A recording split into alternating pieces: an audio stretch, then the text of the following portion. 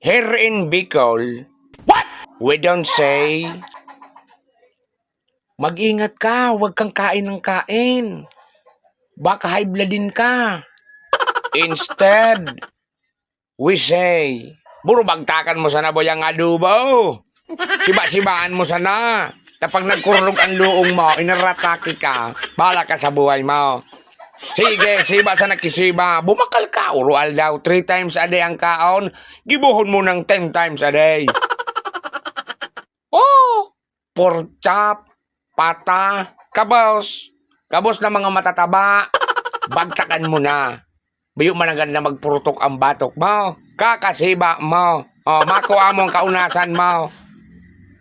Pintabila na. Dahil nga ako kan makakan. Dahil ako makakan. Balu-balu daw. Matios mo. Ha? Bulbagtakan mo na. Kaunatang kaini. Pigtatabila ng bawalan mga matatabang iyan. Bagtak sa nakibagtak. Hala, sige, bagtak eh. Ano na nangyari sa imo? Baka? Ano na nangyari? Ha? Kang kaunasan mo?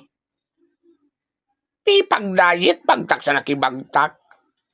300 kilos ka na? Ha? Diet pa nang gadan sa paghiling mo? Sige na, puro bagtakin ang taba. I-high blood mo ako, oh. Sige, bagtakin sana. Kumaon ka sana dyan, kumaon. Pati isira kan mga aki mo. Pinagtakan mo. Oh. Tan rason mo, dahil bali ngayon sinda punaw. Basog ako. Hisaw, ano na amboy nakaunasan mong amboy. Marasa pa sa inhali-hali ang kaunasan mo, boy. Uyug-uyugon mo an.